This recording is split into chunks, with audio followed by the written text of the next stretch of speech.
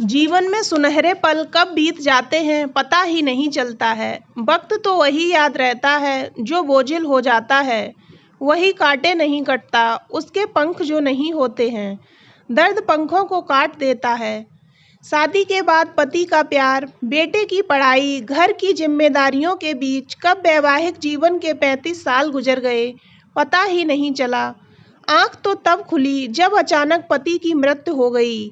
मेरा जीवन जो उनके आसपास घूमता था अब अपनी ही छाया से बात करता है। पति कहते थे, सविता तुमने अपना पूरा वक्त घर को दे दिया, तुम्हारा अपना कुछ भी नहीं है। यदि कल को तुम अकेली हो गई तो क्या करोगी, कैसे काटोगी वो खाली वक्त। मैंने हंसते हुए कहा था, मैं तो सुहागिन ही मरूंगी, आपको रहना होगा मेरे बगैर। आप सोच लीजिए कि कैसे रहेंगे अकेले।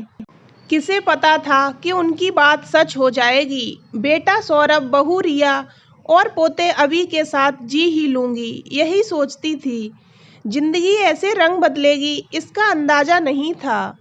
बहू के साथ घर का काम करती तो वह या तो अंग्रेजी गाने सुनती या कान में लीड लगाकर बातें करती रहती। मेरे साथ मुझसे बात करने का तो जैसे समय ही खत्म हो गया था। कभी मैं ही कहती, रिया चल आज थोड़ा घूम आए, कुछ बाजार से सामान भी लेना है और छुट्टी का दिन भी है। उसने तो जैसे मेरे साथ बाहर न जाने की ठान ली थी। वह कहती, माँ एक ही दिन तो मिलता है, बहुत सारे काम हैं, फिर शाम को बॉस के घर या कहीं और भी जाना है। बेटे के पास बैठती तो ऐसा लगता जैसे बात करने को कुछ बचा ही नहीं है। एक बार उससे कहा भी था, सौरभ बहुत खालीपन लगता है, बेटा मेरा मन नहीं लगता है। कहते कहते आंखों में आंसू भी आ गए। पर उन सबसे अनजान वह बोला, अभी पापा को गए 6 महीने ही तो हुए हैं ना माँ, धीरे धीरे आदत पड़ जाएगी। तुम घर के आसपास के पार्क क्यों नहीं जाती, थोड़ा बाहर जाओगी तो नए दोस्त बनेंगे, तुमको अच्छा भी लगेगा। सौरभ का कहना मानकर घर से बाहर निकलने लगी, पर घर आकर वही खालीपन। सब अपने अपने कमरे में, किसी के पास मेरे लिए वक्त नहीं।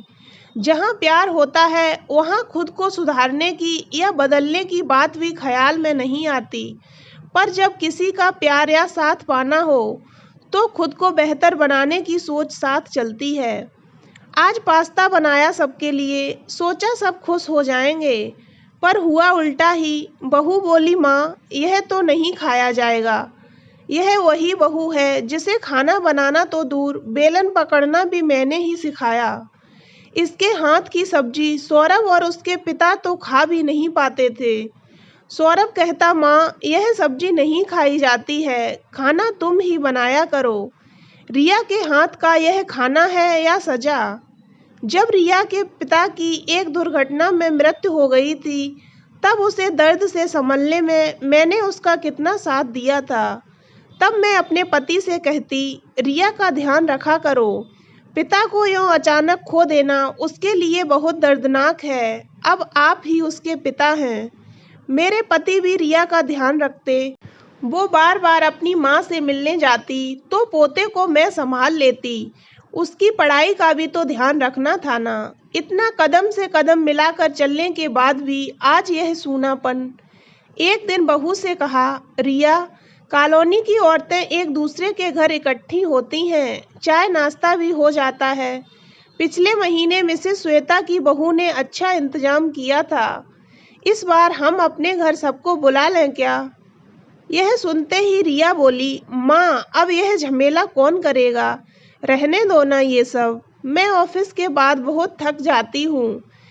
मैंने कहा, आजकल तो सबकी बहुएं बाहर काम पर जाती हैं, पर उन्होंने भी तो किया था ना। चलो हम नहीं बुलाते किसी को, मैं मना कर देती हूँ। उस दिन से मैंने उन लोगों के बीच जाना छोड़ दिया।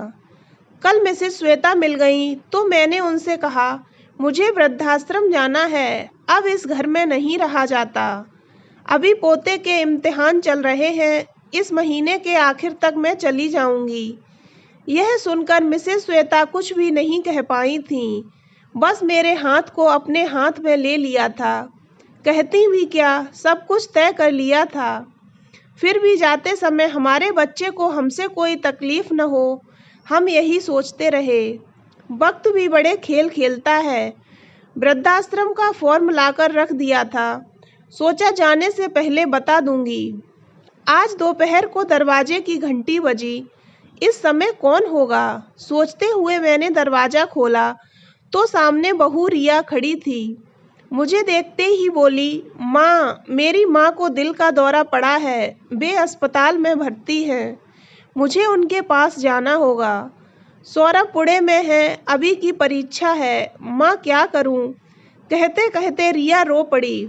तू चिंता मत कर, अभी को मैं पढ़ा दूंगी, छोटी कक्षा ही तो है। सौरभ से बात कर ले, वह भी वहीं आ जाएगा।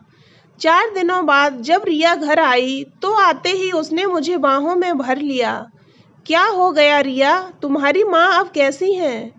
उसके इस व्यवहार के लिए मैं कतई तैयार नहीं थी। माँ अब ठीक हैं, बस आराम की ज़रूरत है। अब माँ ने आपको अपने पास बुलाया है। भाभी ने कहा है आप दोनों साथ रहेंगी तो माँ को भी अच्छा लगेगा। वे आपको बहुत याद कर रही थीं। रिया ने मेरा हाथ अपने हाथ में लेकर कहा, माँ, इस घर को आपने ही संभाला है, आपके बिना ये सब असंभव था। यदि आप सब कुछ नहीं संभालती तो अभी के 1 साल का नुकसान होता या मैं अपनी माँ के पास नहीं जा पाती। अपने बच्चों का साथ नहीं दिया तो यह जीवन किस काम का। चल अब थोड़ा आराम कर, फिर बातें करेंगे। अगले दिन सुबह जब रिया मेरे साथ रसोई में काम कर रही थी तो हम दोनों बातें कर रहे थे। दोपहर में तो घर सूना होता है, पर आज हर तरफ रौनक लग रही थी। सोचा चलो मिसेस श्वेता से मिलकर आती हूँ। उनके घर गई तो उन्होंने बड़े प्यार से पास बिठाया और बोली, कल रात को रिया हमारे घर आई थी।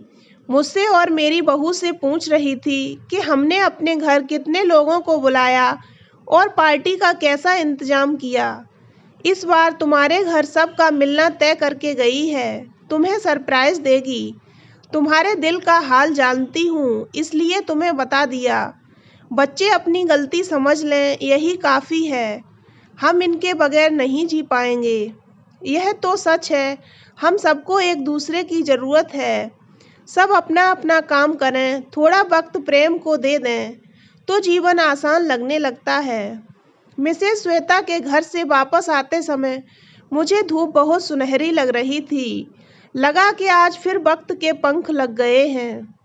तो दोस्तों, अगर आपको ये कहानी अच्छी लगी हो तो वीडियो को लाइक और चैनल को सब्सक्राइब अवश्य करें।